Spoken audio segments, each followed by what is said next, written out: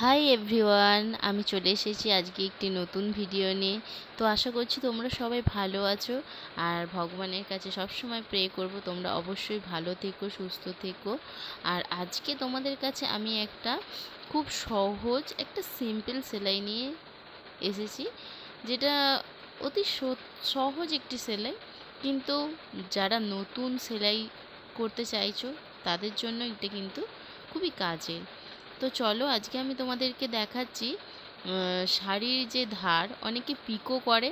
তো পিকো মেশিনে করলে তো কোনো অসুবিধেই হয় না, কিন্তু ধারটা যখন এমনি মেশিনে ডবল মেশিনে ধার মোড়া হয়, কিভাবে মোড়া হয় সেটা সবাই কিন্তু সরলভাবে বসাতে পারে না, ট্যাড়া ব্যাঁকা হয়ে যায়। তো আজকে ওইটাই তোমাদের সঙ্গে শেয়ার করব যে কিভাবে শাড়ির ধারটা মুড়বে। তো দেখো, প্রথমে ধারের দিকে যে একটা সুতো ওঠা ব্যাপার থাকে, ওইটাকে প্রথমে ছেঁটে বাদ দিয়ে দিয়ে সরলভাবে শাড়িটাকে করে নিতে হবে, সরল করে নিতে হবে। তাতে কি হয়, তোমার সেলাই করতে সুবিধে হবে। নাহলে ট্যাড়া বাঁকা থাকলে, বেশিরভাগ শাড়িরই দেখবে ট্যাড়া বাঁকা থাকে, তো ওইগুলোতে কি হয়, প্রবলেম হয়। তো আমি ঠিক সেইভাবেই শাড়ির ধারটা পুরো ছেঁটে সমান করে নিচ্ছি। আর উল্টো সোজা তোমরা অবশ্যই দেখে নেবে, না হলে শাড়ি দেখবে হয়তো সেলাই হয়ে গেছে, তো পরে দেখলে যে শাড়িটা হয়তো উল্টো, তুমি ধারটা মুড়ে ফেললে উল্টো দিকে। তো এতেও কি ভীষণ প্রবলেম হতে পারে। এবার বুঝতে পারছো, কাস্টমারের জিনিস নিলে একটু কিন্তু সাবধানে কাজ করতে হয়। তো আমি প্রথমে এইটাকে ছেঁটে বাদ দিয়ে দিয়েছি। তারপরে আমি কি করব, ধারটাকে ফোল্ড করে নেব। ফার্স্টে ওয়ান ফোল্ড করব, ওয়ান ফোল্ড করার পরে আর একটা ফোল্ড করে নেব। এতে কি হয়, জিনিসটা মজবুতি হবে। আর তোমাদের এটা কিন্তু বুঝতে কিছু অসুবিধা হলে ভিডিওতে কিন্তু কমেন্ট করে আমাকে অবশ্যই জানাবে কোথায় অসুবিধা হচ্ছে, তাহলে আমি নেক্সট বার ভিডিওতে দেখিয়ে দেবো।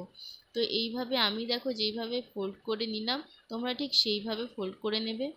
তো কোনো কাস্টমার যদি বলে যে আমাকে একটু চওড়া করে ধারটা মুড়ে দেবে, তাদের চওড়া করে মুড়ে দেবে।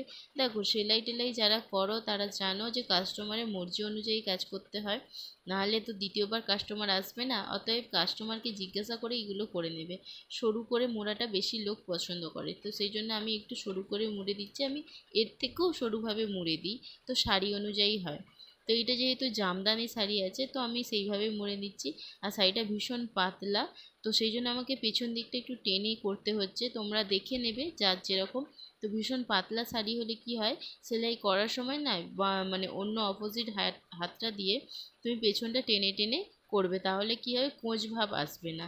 নাহলে কি হয়, কুঁচ ভাব চলে আসে, মানে শাড়িটা কুঁচ কুঁচ মতো হয়ে যায়। তো যাই হোক, আমার দেখো হালকা একটু কুঁচ চলে আসছিলো, তো সেই জন্য আমি টেনে টেনে করছিলাম। তো তোমাদের যদি এরকম কিছু প্রবলেম হয়, তো তোমরা আমার মতো সেম প্রসেসেই করবে, তাহলে কিন্তু কিছু প্রবলেম হবে না।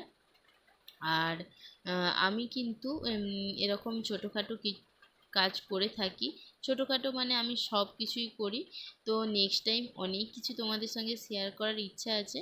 তো তোমরা আমাকে কিন্তু একটু সাপোর্ট করো, তাহলে কিন্তু আমি মানে আমার যে মনের ইচ্ছা, তোমাদের সঙ্গে আমি সেলাই বিষয়ে অনেক কিছু শেয়ার করতে চাই, সেগুলো কিন্তু করতে পারবো।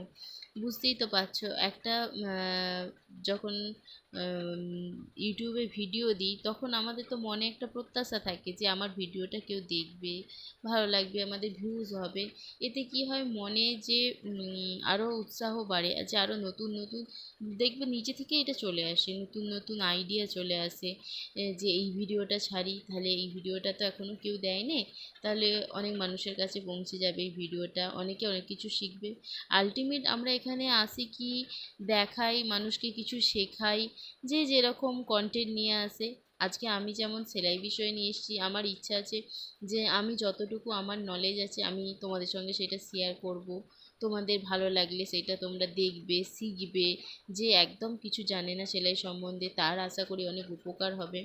এই সব মনোবাঞ্ছা নিয়েই তো আমরা এখানে ভিডিও মানে ইউটিউবে ভিডিওগুলো আপলোড করি, বলো। তোমাদের সুবিধার জন্য করি, আর আমাদেরও কিছু একটা স্বপ্ন থাকে, যে কারণে দুটো মিলিয়ে মিশিয়েই তো করি। তো তোমরা যদি ভিডিওগুলো না দেখো আমরা কি করে উৎসাহ পাই বলো? তো আলটিমেট দেখো, আমার তোমার সঙ্গে কথা বলতে বলতে আমার কিন্তু আঁচলটা ধরানো হয়ে গেছে। আর খুব সুন্দরভাবে কিন্তু আমি আঁচলটা ধরিয়েছি। তোমরা যদি আমার এই টিপসটা ফলো করো, তোমরাও সুন্দরভাবে কিন্তু আঁচলটা ধরিয়ে নিতে পারবে। এতে কি হয়, কাস্টমারেরা খুশি থাকে। কেন, কাজ ভালো হলে দেখবে কাস্টমার বেশি বেশি তোমার কাছে সেলাই দেবে, আর তোমার আর্নিংটাও ভালো হবে। এতে তোমার একটা মাসিক ইনকামও হবে।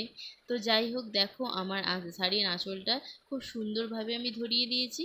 আর তোমরা আমাকে কিন্তু কমেন্ট করে জানাবে আমার ভিডিওটা কেমন লাগলো। আর যদি আমার ভিডিওগুলো ভালো লাগে কিন্তু আমার পাশে থাকবে, উৎসাহ দেবে, যাতে আমি পরবর্তী দিনে আরও ভিডিও দিতে পারি। তো টাটা, চলো আজকে ভিডিওটা এখানেই।